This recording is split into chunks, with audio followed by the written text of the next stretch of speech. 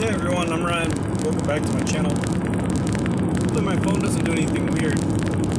I just had to reset it. I don't know, it's acting funny. So let's talk about Greater Idaho. Anyone who's ever watched any of my videos probably, at least I assume I've mentioned I'm from Oregon. I'm not from Portland. I'm from Eastern Oregon. And for anybody who doesn't know what Greater Idaho is, it's this movement that mostly Eastern, but basically conservative Oregonians are making to have the majority of Oregon assimilated into Idaho. You could Google it. I think it's called the Greater Idaho Movement, or Greater Idaho Movement. Either way, it would essentially encompass most of Oregon except for like the northwest corner, which is, for anybody who doesn't know, that's where like Portland, Eugene, Salem, Albany, that's where all of our very liberal friends live. And the idea behind this is that Idaho is a very conservative state overall. The entire state, for the most part, is very conservative. The state of Oregon, if you look at it on a map, like a political map, most of the state is conservative as well. However, the high population centers, the cities in the northwest corner, they make up more population than all of the rural areas of the state combined. Therefore, when those cities vote liberally, or when the majority of the people in those cities are liberal people, their votes far outnumber the rural communities of the state.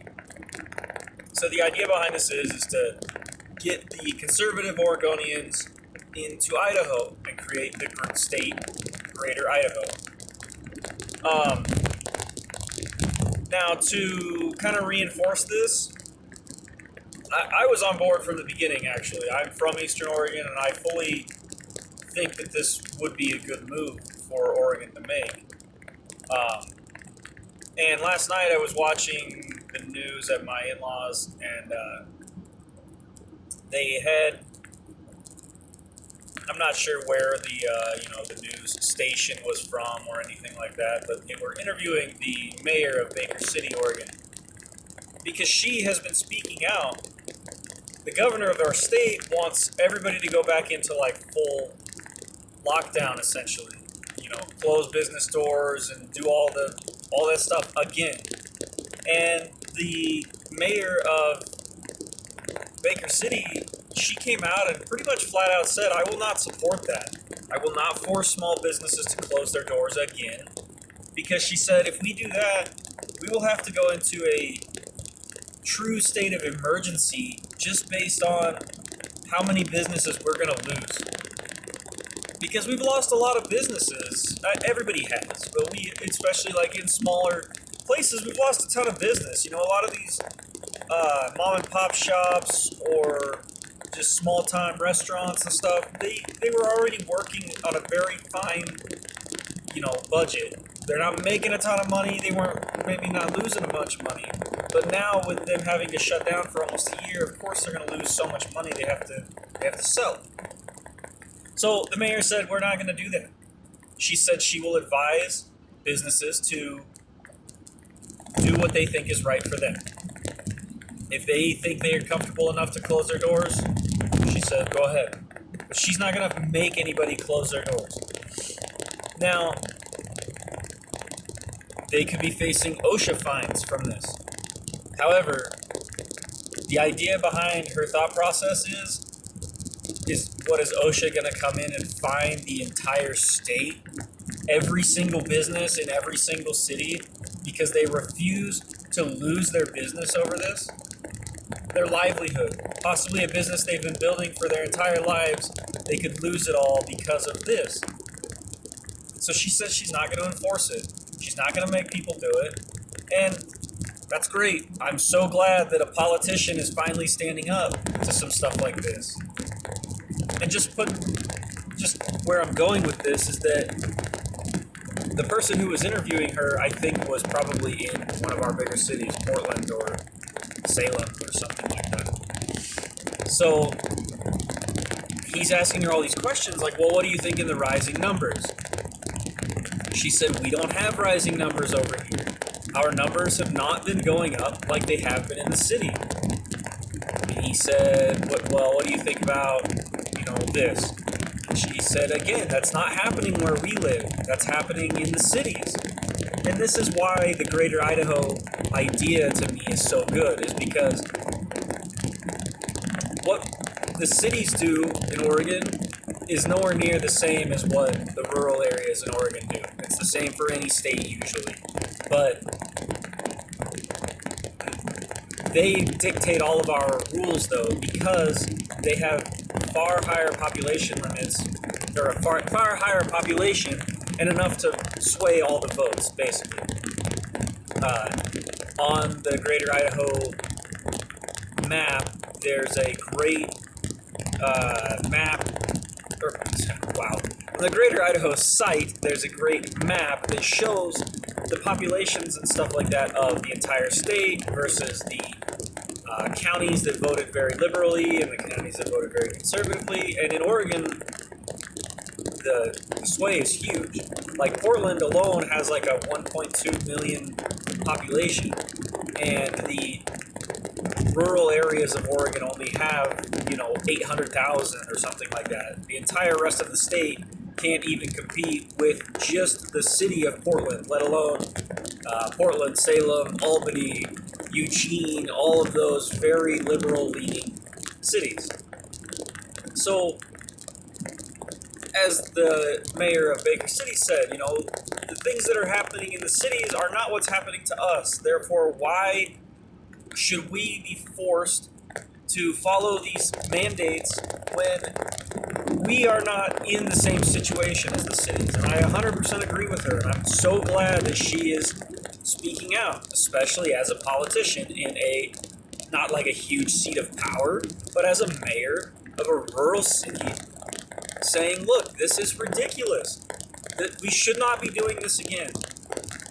She's very much so saying the vaccines are available. If people want to get vaccinated and feel comfortable and safe, they should do that. Don't force everybody to shut down again. And I couldn't agree more. I know this is multiple topics. Anybody who knows me knows I'm not good at staying on topic. This is where the move to Greater Idaho comes in, though. So the capital of Idaho, Boise, and the surrounding areas of Boise, they break this down very well on the website, because in like the frequently asked questions, they were saying, well, what happens when Boise starts to outnumber the surrounding areas and Boise starts to vote liberally and sway the votes? Okay.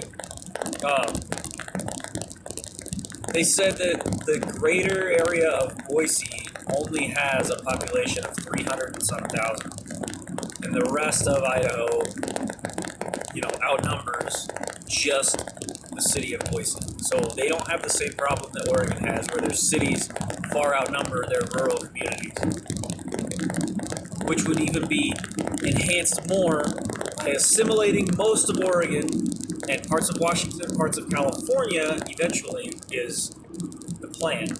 However, by assimilating all of these rural communities of Oregon especially, you just make that division even higher, as far as the vote can be swayed easy by one or the other. The goal would be to have it always swayed in the conservative, leaning conservatively. Idaho doesn't want to break their very conservative-leaning beliefs, I guess you could say. Which is fine with me. I would say I'm not political by any means. I'm not a political person. However, I would say I'm probably more conservative-leaning I'm actually very much so in the middle. I can see both sides of the argument, and I use both sides of the argument to make my decision. I don't like to just say, well, what are all the red votes, and or what are all the blue votes? I'm gonna vote whichever way. I would say, what are their arguments on both sides? What are the conservatives saying? What are the liberals saying? And usually, I could see some on both sides. Last few years, obviously, it's been more conservative leaning, I think, than liberal, just because I think a lot of the liberal things that are happening now are very, they're very like harsh as far as, you can't make any mistakes in a liberal person's eyes anymore. It just seems like they are very much so about like, you made a mistake, you said something wrong, we're gonna cancel you. Like that, obviously it's not all people who are liberal leaning. I get that. It just seems to be the majority, or the more common, I should say, not the majority, the more common that I see. Anyways, I'm getting off topic. So like I mentioned, they would also like to assimilate a small part of Washington at some point, which would be the southeast corner of Washington near the Tri-Cities. That would also be assimilated into Greater Idaho at some point. Phase 1 is just to get the majority of Oregon brought over. Phase 2 is to get a part of Washington and actually a pretty sizable chunk of Northern California brought in as well. That would make up the state of Greater Idaho. And I'm all for it, I'm all for the fact that people want to make changes, they want to make drastic and big changes to see things actually change, because otherwise we just sit here and we hem and haw and we kick some sand around and we don't do anything about it. But I fully 100% support this movement. And if I was going to move out of Oregon, which don't get me wrong, I love Oregon, but that's also just a name and some lines on a map. I still get to live where I live, and hopefully the changes would be made that would better my community as a whole and would make more sense for where I live out in the FE, as some people would put it. But let me know what you guys think. If anybody knows more than I do, maybe there's a great argument against Greater Idaho. But so far I haven't seen it. I perused the website for quite a while, read a lot of the frequently asked questions and answers, and I don't see a lot of downfalls. I think they're building an extremely strong case, and I think that it is something that could benefit both Oregon and Idaho, and eventually possibly the state of Greater Idaho as a whole. Side note too, it would make Greater Idaho would be the third largest state. It would be Alaska, Texas, Greater Idaho. So that'd be cool. Let me know what you guys think. Thank you, anybody, for watching. Appreciate it, and hope to catch you next one.